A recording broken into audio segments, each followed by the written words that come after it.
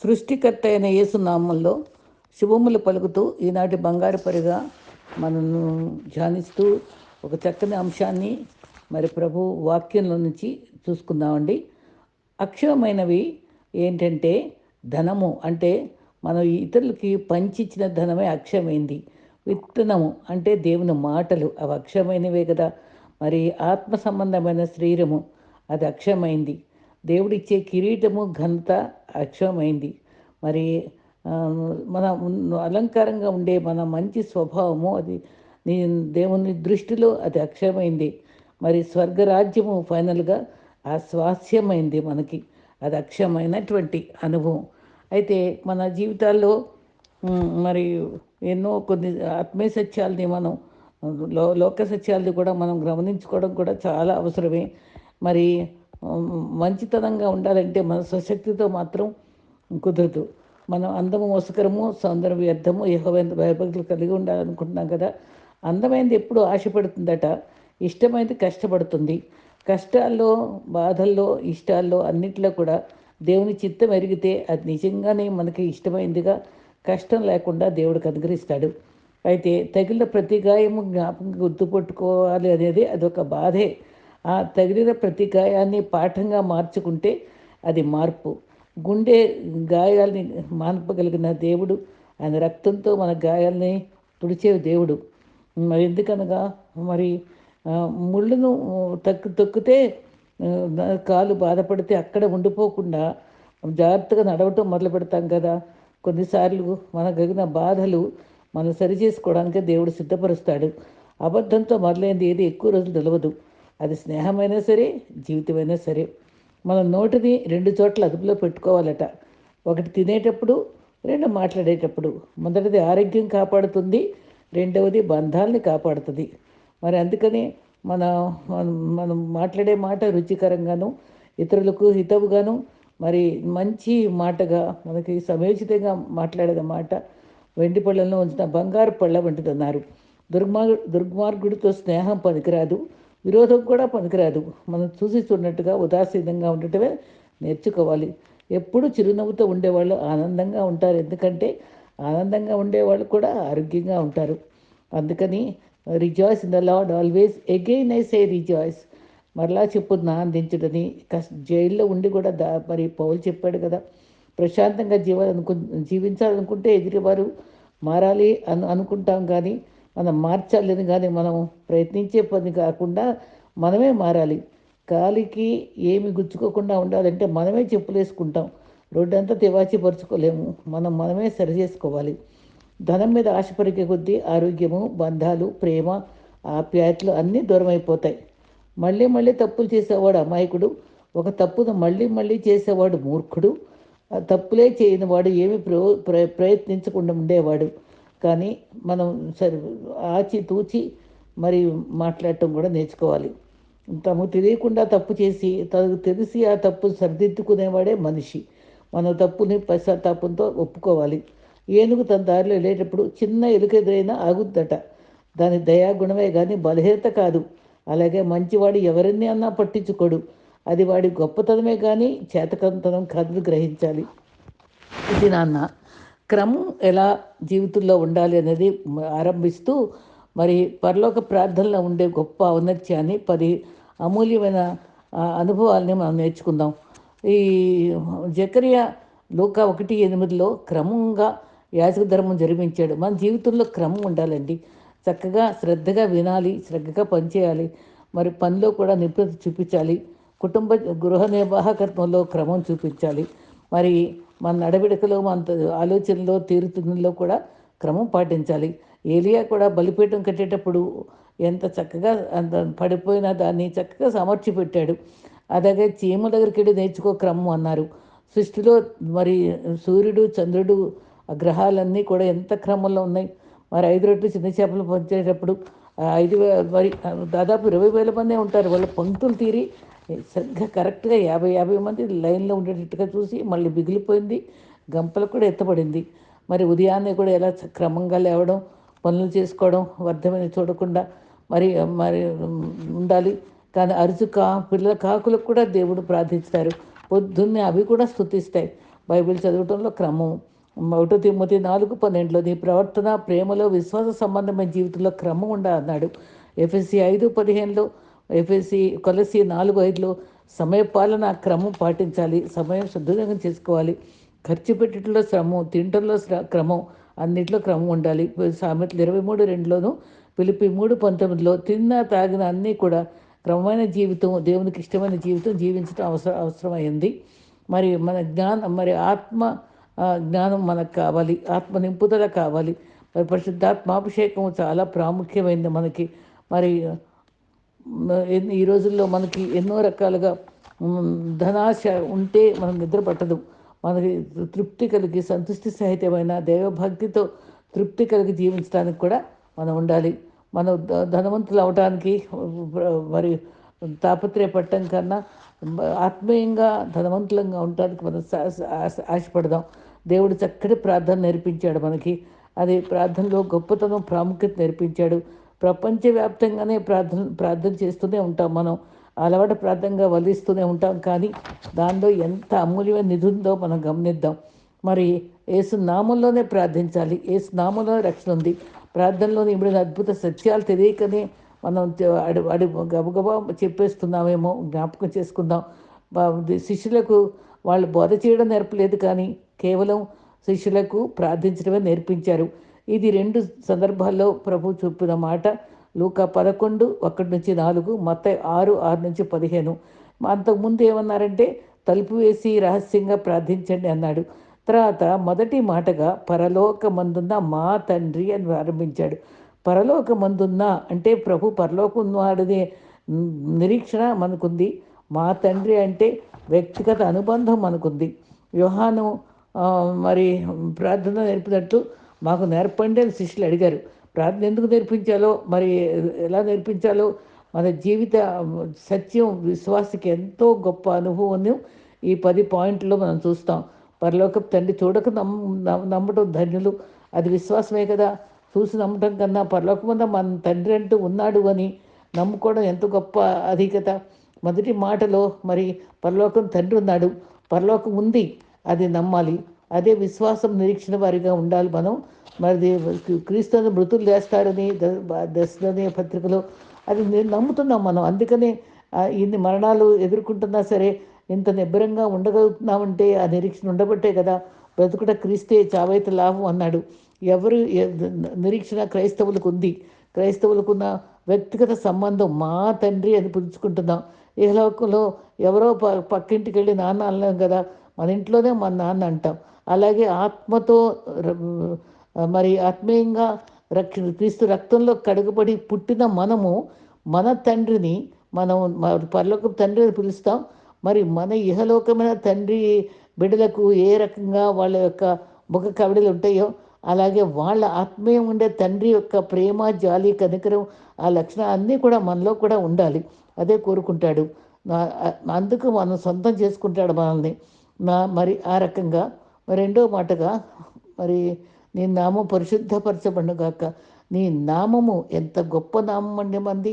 యెహోవా నీ నామము ఎంతో ఘనమైనది, అది ఎంతో విలువైనది. యెహోవా నామం బలమైన దుర్గము, అది నీతిమంతుడు పరిగెత్తుకెళ్ళి దాన్ని ఆశ్రయిస్తాడు. యెహోవా నామంన ప్రార్థన ఆదికాండం 4వ ఆరంభమైంది. పరిశుద్ధపరచబడుగాక. ఈ పరిశుద్ధపరచబడటం అంటే ఎంత గొప్ప స్థుతి. మరి యెషయా 6లో 1-6 వరకు కూడా యెషయా చూస్తాడు. ఆరు రెక్కలతోటి, 2 రెక్కలు ముఖం కప్పుకుంటే ఆయన మహిమను చూడలేక 2 రెక్కలతో ఎగురుతాయి. అది మరి కాళ్ళు చూపించక 2 రెక్కలతో కప్పుకుంటాయి. దూతలే అంత ఆరాధిస్తూ స్తుతిస్తూ ఉంటే మనం ఎంతగా స్తుతించాలి దేవుణ్ణి. ఆ రకంగా ఆయన పరిశుద్ధతను మనం గ్రహించుకుని మనం స్తుతించబద్ధులమై ఉన్నాం. ఆయన రాజ్యం వచ్చు కాక నేను వచ్చి తీసుకెళ్తా అన్నాడు. దాంట్లో నిరీక్షణ ఇచ్చాడు. అది ఒక్కొక్కటి మళ్ళీ చూద్దాం. నీ చిత్తం పరలోకం నెరవేరినట్టు దాంట్లో లోబట్టం కనబడుతుంది. అందిన ఆహారం దయచేయంలో విన్నపం కనబడుతుంది. రుణస్థులకు క్షమించడంలో కనికరం కనిపిస్తుంది. తర్వాత మరి పశ్చాత్తాపం కూడా నేర్పుతుంది. పాపులైన కరుణించు అని శోధనలోకి దృష్టిలో తెప్పించడం అది అనుభవంలో ఆధారపడటం నేర్పిస్తుంది. రాజ్యం వచ్చు కాక నీవే ఉన్నావంటే అంగీకారం తెప్పిస్తుంది. కాబట్టి ఈ 10 అనుభవాలు ఏంటంటే విశ్వాసము, వ్యక్తిగత సంబంధము, ఆరాధన, నిరీక్షణ, లోబడుట, విన్నపా తెలియజేయడం, కనికరం కలిగి ఉండటం, పశ్చాత్తాపంతో దగ్గర రావడం, ఆధారపడటం, అంగీకారం తెలపటం, ఇవన్నీ కూడా పరలోక ప్రార్థనలో ఇముడుంది. ఒక్కొక్కటి కొద్దిగా ధ్యానిద్దాం. క్రీస్తు భూమి మీద ఉన్నప్పుడు ఇది నేర్పించాడు. ఆయన నామంలో ప్రార్థిస్తున్నాం. క్రీస్తు ద్వారానే తండ్రిలో మరి సత్సంబంధాలు కలిగి ఉన్నాం. క్రీస్తు నామము ఘనమైంది, విలువైంది అని గ్రహించుకోవాలి. మరి క్రీస్తుకి ఎంత గొప్పతనం ఇవ్వగలుగుతున్నామో కూడా ఆలోచించాలి. అపరాధ భావంతో మరణ వాసనగా ఉండటానికి మన తండ్రి మనకి ఈ ఆ బలహీనతల్లో, మన శక్తిహీనతలో పాపులమై ఉండగా మన కోసం ఆయన మధ్యవర్తిగా ఉండి తండ్రికి మన చేతిని కలిపాడండి. అందుకనే మనం తండ్రి అనగలుగుతున్నాం. ఆయన నా తండ్రి, మీకు కూడా తండ్రి అని చెప్పి ఆ చెయ్యి మనకు కలిపాడు. అయితే శిక్షకు జరిమానా విధించబడితే ఆ శిక్ష జరిమానా ఆయన విధించి ఆయన తీర్చేసి ఆ జరిమానాని ఆయన మళ్ళీ ఆయనతో సంధి చేశాడు. ఆ జరిమానా ఏదంటే కట్టేయడం, ఆయన క్రీస్తు రక్తం. ఆయన మరణం ద్వారా మనకు ఆ జరిమానా కట్టి క్రీస్తుతో తండ్రి సంబంధాన్ని మనకు నెలకొల్పాడు. కాబట్టి మన తండ్రి, మా తండ్రి అని చెప్పుకోవాలి. హృదయపూర్తిగా మనం పలకాలి. యేసునామములో వ్యక్తిగతంగా తండ్రి పిలిచి ప్రార్థించడం నేర్చుకోవాలి. యేసునామం శ్రేష్టమైంది, దానిలో విశ్వాసం ఉంది. మరి అందుకనే హెబ్రీ 1:11 ఎంత చక్కగా ఎంతమంది విశ్వాస వీరులు చెప్తూ విశ్వాసం అంటే ఏంటో మంచి మాట చెప్పాడు. నిరీక్షించు వాటి నిజ స్వరూపం. విశ్వాసం ద్వారా అందరూ అద్భుత కార్యాలు చేశారని చెప్పుకున్నారు. పరలోకం ఉంది, విశ్వాసం ఉంది. క్రీస్తు నమ్మితే సిద్ధపరిచిన వారికి ఉంచబడిన స్థలమే పరలోకం కదా. మా తండ్రి, ఈ లోకంలో ఎవరూ లేకపోయినా మా తండ్రి అని పిలిచే తండ్రి మనకున్నాడండి. అందుకనే మనకి దిక్కులేని వారం నీవే మా దిక్కు అని చెప్పుకుంటున్నాం. మనం యూదులు పేరు పిలవటానికి కూడా భయపడేవాళ్ళం. ఇప్పుడు మనం ఎక్కడ కిచెన్లో ఉండేయండి, బెడ్రూమ్లో ఉండేయండి, ఏ ప్రాంతంలో ప్రయాణంలో ఉండేయండి, ఆ కళ్ళు మూసుకొని 2 నిమిషాలు ప్రభువా తండ్రి అంటే చాలు, ఆయన మన మొర వినే దేవుడు. అన్ని సమయాల్లో ధైర్యంగా కృపాసనం చేరి ప్రార్థిస్తున్నాం. 176 సార్లు తండ్రి అని సంబంధించాడంట క్రీస్తు. ఎంత చక్కగా లెక్క పెట్టారు. పరలోకపు తండ్రి అని మనం ప్రేమించాడు కనుక, క్రీస్తు మనకై పంపారు కనుక ఆయన గుణగణాలని ప్రచురం చేయడానికి రాజులైన యాజక సమూహంగా ఉన్నామని ఎంత అధికరించాడు మనల్ని. ఆత్మలో కన్నాడు మనల్ని. లక్షణాలన్నీ మనకు ఉంచుకోవాలి. క్రీస్తు రక్తంలో కడగబడిన వారమైతే మన తండ్రి అని పిలిచే హక్కు ఉంటుంది. ఆయన కడగబడకుండా ఊరికే పైపోయినా మా తండ్రి మా తండ్రి అని పరాయోళ్ళను కూడా సొంతం చేసుకున్నట్టుంటుంది. మనం ప్రభు దగ్గర ఆయన రక్తంలో కడగబడాలి, ఆయనకు బిడ్డలంగా ఉండాలి. అప్పుడు మా తండ్రి అన్నప్పుడు ఆయన మనవి ఆలకిస్తాడు. ఆయన సొంతం చేసుకోవాలి. మరి అనుభవమే ఆ స్థిరత. మనకి రక్షణానుభవం స్థిరత మనకుందా? లేకపోతే ఈరోజే మనం ప్రభువా నన్ను క్షమించు, నేను నీ బిడ్డగా ఉంటాను, నా మాటలన్నీ విను ప్రభువా, నీవు నా తండ్రి అయ్యా అని మనం ఒప్పుకుందాం. నా తండ్రి మరి అపవాది, సైతాను అపవాది ఆ చీకటికి లో కార్యాలకి అధికారిగా ఉన్నప్పుడు మతాధికారులు మీరు చీకటి అపవాది బిడ్డలే అని చెప్పి వాళ్ళని గద్దించాడు కదా. మనం దేవుని బిడ్డలం కాకపోతే అపవాది బిడ్డలం అవుతాం. దేవుని వ్యక్తిగత సంబంధం కలిగి ఉన్నాం కనుక, పరలోకమందు పరిపూర్ణుడు కనుక ఆయన మనకు ప్రతిఫలం దయచేసేవాడు. ఆ అనుభవాలను ఒకసారి చెప్పుకుందాం. మార్కు సువార్త మత్తయి 5:44-48లో పరలోక తండ్రి పరిపూర్ణుడు, ఆయన ప్రతిఫలం ఇస్తాడు. 6:14లో పరలోకపు తండ్రి అపరాధాలు క్షమిస్తాడు. పరలోకపు తండ్రి 6:24లో వాళ్ళని మనం పోషిస్తాడు. ఆత్మీయంగా శరీరం కూడా పోషిస్తాడు. 6:32లో మత్తయి అవసరాలు తెలుసుకుని మనకి అవసరాలు తీరుస్తాడు. మరి అసలు తండ్రి కావాలంటే నా తండ్రి నా కుమారుడు కాదని ఒక ఆయన పెద్ద ఆఫీసర్ అంటే ఆడు అప్పుడు జడ్జి గారు అన్నారట DNA టెస్ట్ చేయమని. వద్దులేండి నేను ఒప్పుకుంటానండి నన్ను సరి చేసుకున్నాడట. అవమానం అవుతాడు. అలాగే మన DNA ద్వారా మన లక్షణాలు తెలిస్తే కనుక క్రీస్తు రక్తంలో కడగబడిన DNA మనకుందండి దేవుల్లో. అదే ఆత్మీయంగా లక్షణాలు మనలో ఉంటాయి. ప్రేమ, క్షమ అనే అనుభవాలు మనం కలవారం అయితే వీళ్ళందరూ లోకాన్ని తలకిందులు చేసేవాళ్ళు వీరు కాదా, వీరు దేవుని బిడ్డలు కాదా అని, క్రీస్తు అనుచరులు కాదా అని గుర్తుపట్టగలిగారు కదా. అలాగే మనల్ని కూడా క్రీస్తు బిడ్డలని గుర్తుపడతాం. మరి 7:14లో ఈవులు కూడా ఇస్తాడు పరలోకపు తండ్రి. తన నామం వ్యర్థంగా ఉచ్చరింపకూడదని చెప్పాడు. ఆయన భయపడాలి. శాపంగా నిర్గమాకాండ 27లో వ్యర్థంగా మాట్లాడకూడదు. మత్తయి 14:61లో పరలోకపు తండ్రిలాగా మనకు పరిచయం చేశాడు. మరి మూడోది మనం యెహోవానామం పరిశుద్ధంగా ఆచరించాలి. కెరూబులు సెరూబులు స్తుతి అన్నారు. అదే మరి 1 పేతురు 6:1 మిమ్మల్ని పిలిచినవాడు పరిశుద్ధుడు కనుక మీరు కూడా పరిశుద్ధులై ఉండండి. ఎంత మంచి మాట అండి, అది మంచి హెచ్చరిక. మిమ్మల్ని పిలిచినవాడు పరిశుద్ధుడు కాబట్టి మనం పరిశుద్ధత కలిగి ఉండాలి. మరి ఈ హృదయ శుద్ధి గల వారు ధన్యులు, వాళ్ళు దేవుని చూస్తారన్నాడు. హృదయ శుద్ధి మనకు చాలా అవసరం. పరిశుద్ధులకు దేవునికి బిడ్డలమైనప్పుడు ఆయన ఆరాధించగలం. నేత్రాశ శరీరాశ జీవబుడాముగా దూరమైపోయి ఉండాలి. ఆయన ప్రేమిస్తూ ఆయన నామం పలుకుటకు మనలో పరిశుద్ధత కావాలి. పరిశుద్ధత తెలుసుకోవాలంటే మన రక్తం ద్వారా మనం పవిత్రపరచబడాలి. తర్వాత నీ రాజ్యము వచ్చుగాక. మొదట గొర్రెపిల్లగా సాత్వికుడుగా క్రీస్తు ఈ లోకంకి వచ్చారు. పరలోకపు ఈ తండ్రి అనే మాట, అది రాజ్యం గురించిన మాట 140 సార్లు ఉంది. ఆయన రాజ్యము భవిష్యత్తులో మన కొదమ సింహంగా రానే ఉన్నాడు రెండవ రాకడలో. మార్క్ 1:15, లూకా 4:43, మత్తయి 4:23లో దేవుని రాజ్యంలో ప్రవేశించే దగిన వారు అని వ్రాయబడింది. కొండ మీద ప్రసంగం కూడా మరి మన ఆత్మ విషయమే ఎలా ఉండాలి అని చెప్పి చక్కగా హెచ్చరించాడు. ఆయన రాజ్యంలో ప్రవేశింపదగిన వారు, రక్షించబడి సిద్ధపడి ఉండిన వారే చేరతాం కదా. మరి రోమాన్ 14:17లో మరి బాధలు లేని రాజ్యము, అధికారంకు ఒప్పుకొని ఆత్మ నడిపించబడిన వారికే దేవుని రాజ్యం ఎటువంటి నీతి సమాధానము పరిశుద్ధాత్మయందల ఆనందం అన్నాడు. ఎంత చక్కటి మాట అండి.